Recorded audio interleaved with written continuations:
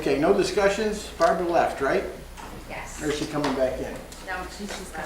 Okay, very, very good. We got some new resolutions tonight here. Let's go to the first one. This is from the Youth Bureau. I guess we're putting the day back on the calendar again. Is that what we're doing, being able to have it again? Is that what the first resolution actually says? So, Can we get that explained a little bit here? We have Brenda here. And Brenda, could you fill me in on, well, first of all, we're putting a resolution out to put the youth day back on our schedule, correct? And then we're putting a resolution out to sponsor, Matt's sponsoring the youth day for the county, correct? Correct. Well, initially, I'll speak to it generally. We were able to save some money in the Youth Bureau with a capital improvement related to the truck. One sec, for the press, they haven't had that in a couple of years, I believe, right? Correct. We haven't had Youth Day in a while, and Brenda can speak to some of the specifics, but it was something that was always well received by the community. It was a fantastic event, but due to funding, we couldn't do it. We were able to find some funding within the budget to make it happen this year, and that's why you see a subsequent transfer. But I think Brenda can speak a little more specifically about Youth Day for your purposes. Brenda? the first Youth Day was planned in 2008. It was a 30-year celebration of the Youth Bureau, serving youth in our county since 1978. The first year in 2008, we had about 700 youth on the grounds surrounding the county annex building. We had a lot of things for them to do, fun and educational things. We had a lot of the local police departments and fire departments on the grounds, demonstrations, a lot of talk with the kids about safety, destructive decisions and things like that. We provide them with a free lunch. It was such a success in 2008, and it was supposed to initially just a one-time deal for the 30-year celebration. But it was so well accepted by the county and everything that in the community, we were asked to do it 2 additional years. We put on another one in 2009 and in 2010. Both of those years, we had just over 1,000 kids on the grounds. It grew. I think in 2010, I think our count was 1,042 kids, plus chaperones and the volunteer help to put on the event. Okay, so I guess we found this money in part of the budget that wasn't being used, correct? Correct. And we're going to transfer it over now for this. That's our first resolution we need. Let's do that first, and then you can tell us about the day and everything, okay? All right, so do I have a sponsor for this resolution? I'll second it. Terry? That's right, who's the sponsor? Martin. Martin is seconding. Thank you very much. All in favor of moving it to full board? Move it, full board. Full board. Okay, that's done. All right, now we have a resolution designating the county executive designating the youth day. Now, can you explain when that's going to be and for everybody, the press and everything? In discussions with the county executive, he has set the date for July 14th. We usually like to do the event in July because that targets all of the municipal youth recreation programs that are operating in the summer. They usually start just after the 4th of July and they run till early August. Yeah, okay, then it's before the fair, so we have no problems there, right? Okay, and I understand you have bouncy bounces and all that kind of stuff at it, right? Yes. That's it. Most of the apparatus that comes in is an inflatable apparatus, like the bounce houses. We don't only have bounce houses, inflatable slides, obstacle courses. Some food or stuff, and you serve, I think you serve hot dogs and stuff. I think I went to the... We serve hot dogs. Another year, maybe 2 other years, we worked with Subway, and we got Subway sandwiches for the kids. And I'm looking to do that again this year, only because I'm trying to put a healthy food spin. And all the booths here are sponsored by the county? There's no outside people at the booths that you have, or the tables or whatever? No, there are outside people. You do let people in? I think I remember you let politicians in on here, right? Okay, all right. So, we seek outside help for, it takes about 50 to 60 volunteers to staff this event. For safety reasons and just a lot of Okay, things that go into it. let's see, are there, do I have a sponsor for this resolution? I'll the sponsor. Terry? Okay, and I'm in favor of moving it to full board. It's kind of hard to be against that resolution, so I guess, and thank you very much for your time on that, okay? What's the date again? July 14th. Press, you got all that information from her? Okay, our third resolution for tonight is transfer of funds for purchase of a new truck for use for alternative to incarceration, correct? And let's see, I believe we're transferring that money from, let's see, Veterans. from the Veterans Fund. It was extra, again, extra cash, so can we have someone to move this resolution? Sponsor. A second? Second. Okay, Duke, and all in favor to move this to full board? Full board. Full board. And I believe we're buying new, is that it? We're buying a new truck with this, or what are we doing for the? That is correct. In the one, we were getting two trucks, a veterans handicap accessible van, Yeah. and then a community service truck, which is for, I believe, well, what happened was one of them came in under and Yeah. one was over. So you had some we extra utilized- money. Again, it's not costing the The taxpayers handicap that. accessible van coming in. Okay, very good. All right, it's all good. We'll move it to full board? Full board. Okay, very good on that. We have another, in the other column, we have an add-on resolution. No, we have one more. Oh, we have one more. Boy, I'm really messing up today. I just want to get home to see Sawyer later, that's all. Okay. All right, we're signing the agreement. What is this for? Resource allocation plan, 2015 resource Okay. allocation. All right, this resolution is for 2015 resource allocation plan for youth ATI veteran services. And can I have a sponsor for that resolution? Sponsor. We're kind of short here tonight. Go ahead, thank you very much. Any questions on this? Do we have a motion to move it to full board? Full board. Okay, very good. Final resolution is an add-on from the Sheriff's Department. I believe last meeting we talked about, Sheriff, the 911 phone system. Right. And you were going to try to get Fulton County involved with our system, correct? Well, Fulton County is, we both own the system. And they just passed a resolution. They are already ahead of us. They've already passed a resolution to do it now. Last night, they passed a resolution to award the bid. And we need a corresponding resolution. This is not costing us any additional money. Correct. You have a grant for this?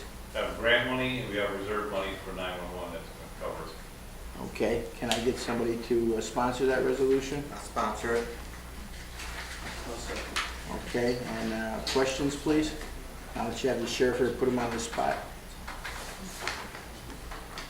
No additional funding again, we're not spending extra money, so. The way we put the bid out is we will be purchasing the equipment and software, and we also included 5 years of 24/7 maintenance on the system in the pricing, so that if anything goes wrong, it's covered for 5 years. And I believe you said that they have the ability, in the event that we have a problem here, that they can answer your 911 calls at Fulton County at that point, or not? Correct. And That's vice part versa. of the idea is that we're both backup for each other. So you have sort of a backup in case something happens at one of the centers, in other words, there's Correct. not something happening, but a breakdown or something, correct? Yes. Okay, do we have a motion to move it to full board? Full board. All in favor? Aye.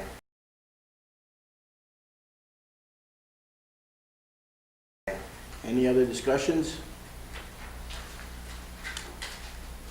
Adjourn the meeting then. Motion? Motion to adjourn, sorry. No. We have, Oh, wait a Oh, minute, that's that's right. right, I have an CT add-on. mail. Yeah. The administrator has added on a presentation from CT Mail about the progress over at the jail, and I'm sorry about that, Matt.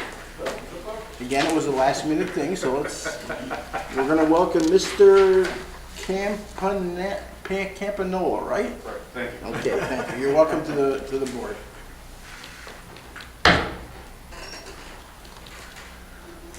Brought with me a copy of the rendering, just to familiarize everybody with the project, give an update on where we're at. As of today, we delivered our design development submission. It's the progress of the design from our schematic design phase to our design development, where we've worked out all the details, the finishes. We're going to have an update of our budget, which we are on track with. We have our construction manager now on board for the project. He's been budget pricing to make sure that we are maintaining well within the budget set for the project. We will have updated that as the details now have progressed for the design. Our current schedule for the project has actually looked like we are able to move forward with it. The current schedule calls for us to be going out to bid right after the 4th of July. We'll be having bids come back within a month period and looking to break ground before Labor Day of this year. Our intent is to get permanent enclosure of the structure, which basically means the entire building shell is concealed and contained, that all the work can move inside during inclement weather over the winter months. And about this time next year, we should have completion of the project.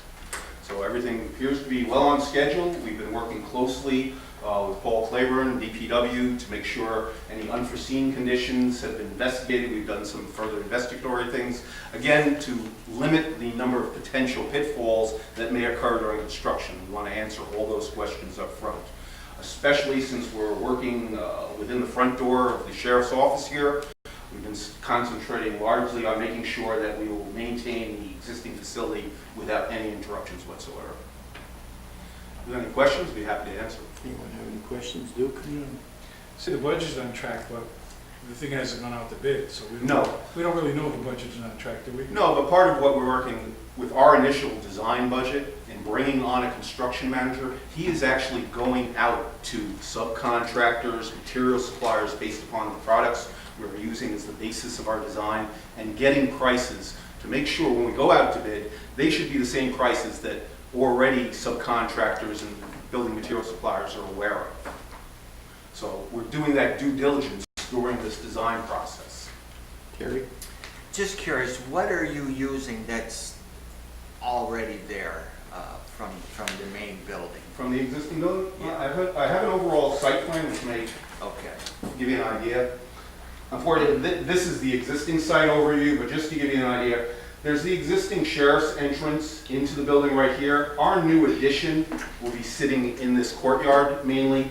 Already, and one of the other things that we delivered today to Paul and DPW is the work that will need to commence prior to this contract. So there'll be some relocation of the fence going on within that area. But for the most part, we are butting right to the existing face of the building. The original building was designed for multiple additions, which were not enacted. We have verified, because the codes have changed since 1995, we have been able to verify that all the loads that we want to impose on the existing building will support that equipment still under the new loads. So when we place a rooftop piece of equipment, for example, on that existing building, we've confirmed that it will support it with the new loads that are required. The impact that we're going to have to the building is really over this roof area of the building, and part of the scope of the work that we're looking to do, that we're not going to be getting involved in the entire roof structure, is to restore that existing roof, because it's currently under warranty coverage that the county is procuring. So we want to make sure that's maintained and extended as part of our design. Within the building itself, really the limit of the floor plan modifications, it's the existing youth office. So we'll be looking, that space will be relocated within the existing public safety facility, and we'll be setting up basically dust and noise partitions to keep all the construction out of that traffic path once you come into the building. Okay, now, are you going to be able to match the exterior of the Yes, building? we've already worked with the original suppliers to make sure that those materials are available to match. Okay, sounds good. Obviously, there's been some aging and weathering on Right, the building. right. That I can't. I'll run it through the car wash. But no, we've done that as well. Okay, very good. What's your schedule to break ground? Break ground right now with the bid process, because again, Public Works with multiple prime contracts, that'll be several weeks going out for notice of bid, and we expect that. Groundbreaking will probably be right before Labor Day, once we have the mobilization of the contractors, award of the contracts, and making sure they have all their bonds and insurances in place. And then you'll think you'll have a shell and roof by December? Actually, the current schedule for construction manager is the end of November for permanent enclosure. And really, that's part of the reason how we chose certain structural designs for it, to make sure a lot of these things can be prefabricated and assembled right in place. One of the other things the construction manager recently, we're going to advance, instead of going with the standard 4 prime contracts, general construction, plumbing, mechanical, and electrical, we're going to add a 5th to expedite that schedule with the site work and concrete foundations. Again, to be able to move that up to make sure we're in before the winter.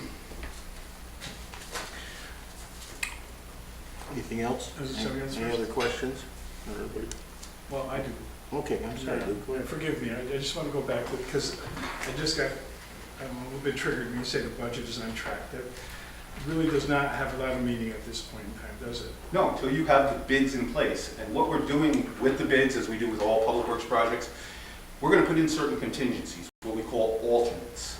So if we want to deduct certain portions of the work in case, again, we can't control what contractors bid, what their schedules are. So we want to make sure into the bid process, we're putting certain contingencies and alternates that the county may choose to either add or deduct in case, yeah, the numbers aren't there at that Yeah, time. just generally speaking, like, how many of these projects you see come in on budget?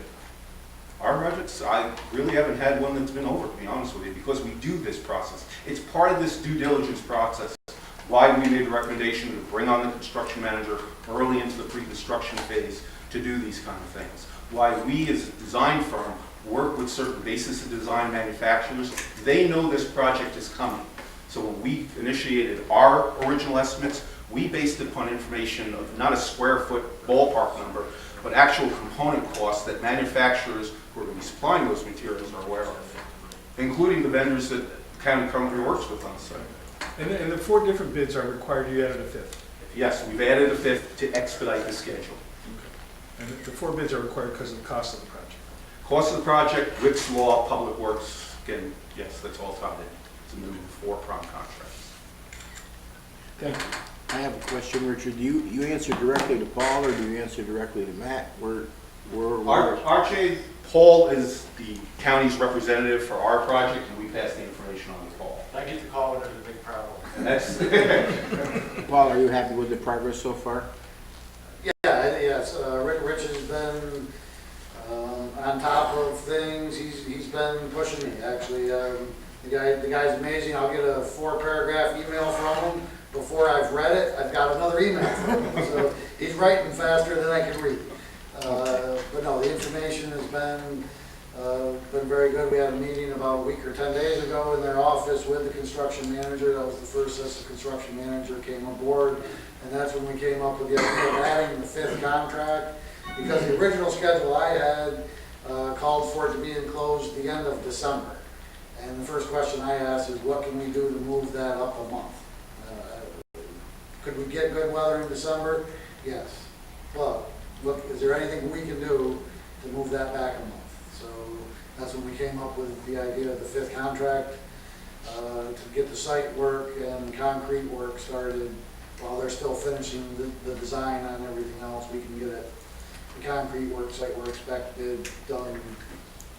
Our new, very efficient county attorney asked me if there's any interference with the tower out there, with the proposed construction. No interference at all. Okay, Kerry, you have another question? Yeah, I just thought of this when you said concrete, the floor cracking up there. Are we addressing that in the new addition? Was it something with the soil there that? My guess would have been because it was constructed during the winter. Okay. And frost and things like that were a factor, and that's why I pushed them to get it back in November and not December. Okay. So yes, I think that's eliminating that. There isn't a basement under it, but there's frost walls, footings. We've done some test holes. We located the conduit up there. Actually, it was pretty touch and go for a week or so that the conduit was going to be right where the new footing needed to be. So that meant relocating the fiber optic and the copper phone line that runs in the facility now. And the drainage is okay, the drainage there and stuff? Yeah, he's added some gutters and some subsurface drainage along the backside to drain it into the storm sewer. Fortunately, they planned on an addition being there, so there's sewer there, there's water there, the conduits are there and not right in the way. And just the signal box is right there for all the computer lines, phone lines. Oh, really?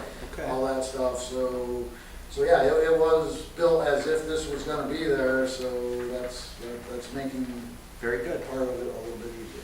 Very good. The one thing I could add, because of the change in the codes, we're designing this to much higher standards than the original building. This is now designed as a true essential facility that can withstand greater winds and earthquakes and all these kind of things. Okay. So it'll probably be standing when everything else goes. It's going to be actually much more energy efficient also because of the new codes that are in Right, effect. right, okay. Very good. Any other questions? Roy? Joe, my question for Paul, are we providing any services there, Paul, at all, like trucking? Yeah, from early on, basically, we're going to relocate the fence. There's a security fence right there that needs to be relocated. So basically, when the contractor comes on site, he's gonna be secure from the areas he needs to be secure from. There's it involves relocating fence, the existing gate, some blacktop removal, some new blacktop installed. There's a camera and a light pole that needs to be relocated within the facility. Basically, everything within on the secure side, except for some of their tie-ins. We're gonna stub the sewer under the new fence so that doesn't have to be disturbed. So, like I said, I think they've done a good job of identifying all the pitfalls, and I think we've addressed them. Not saying it's gonna go perfect, because it never does, but the major obstacles I think we have addressed. Thank you. Okay, if there's anything, Ryan? Nothing? Okay. Any other questions? Thank you very much, sir. Thank you. And before we close, I wanted to thank Matt and thank everybody that was involved with the Sawyer Fredericks Day. I was talking to some people in Los Angeles this morning. They know about Montgomery County all the way out to Los Angeles now. And I want to thank you for a great event. The Sheriff's Department was great. I'm going to say Emergency Management Department, Jeff did a great job. And Thanks to the fairgrounds too. the fairgrounds people were excellent. They helped Yeah. us all out, and also all of the volunteer fire departments. And there's so many people, it's hard to mention everybody. So, but thank you very much for a great event. You put the county on the map. Well, thank you. And as much as I would like to take credit for organizing It was everybody. I just want to say, when the voice called and basically said, you have 5 days to pull this together, the person that rose to the occasion, stepped up to the plate and coordinated with everyone was this guy right here. And Andy really took the lead and did a fantastic job with the whole He helped us out a lot. I just want you to know that they know about you out in Los Angeles now, so. It was training for the wedding. What's that? Training for the wedding. Anything else before I adjourn? Motion to adjourn? Motion to adjourn. Okay. Done. Next.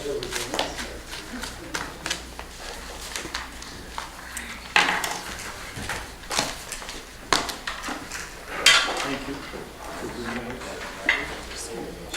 Yeah. Yeah, thank you very much. Let me clean all my stuff.